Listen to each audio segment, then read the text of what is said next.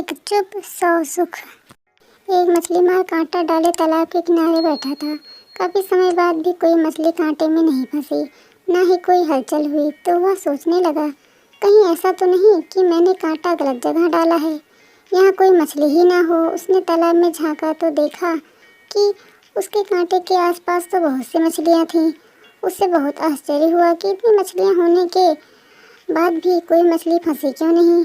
एक राहगीर ने जब यह नज़ारा देखा तो उससे कहा, लगता है भैया यहाँ पर मछली मारने बहुत दिनों बाद आए हो।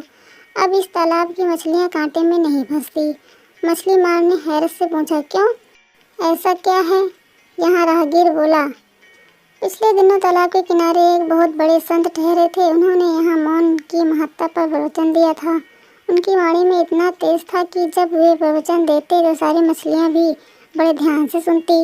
यह उनके प्रवचनों का ही असर है कि उसके बाद जब भी कोई इन्हें फंसाने के लिए कांटा डालकर बैठता है तो ये मौन धारण कर लेती हैं। जब मछली मुंह खोलेगी ही नहीं तो कांटे में फंसेगी कैसे? इसलिए बेहतर यही होगा कि आप कहीं और जाकर कांटा डालो।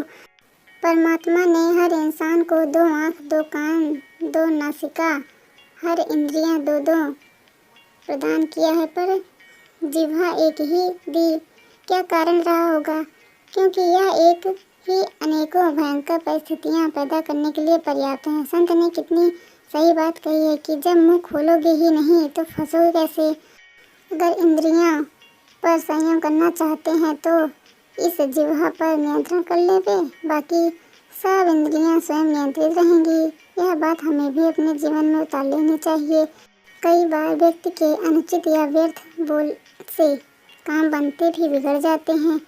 जीवन भर के लिए रिश्ते में कड़वाहट पैदा हो जाती है, उसका समाज में यश गिर जाता है। वर्तमान में देखें तो बहुत सी समस्याओं का कारण ज़्यादा बोलना या अनुचित बोलना ही है। दोस्तों, इस कहानी से हमें यह सीख मिलती है कि कम बोलो, धीरे बोलें, मीठा बोलो। हमारी मीठी वाणी से बिगड़ते काम बन जाते हैं, लोगों की दुआओं के पात्र बन जाते हैं।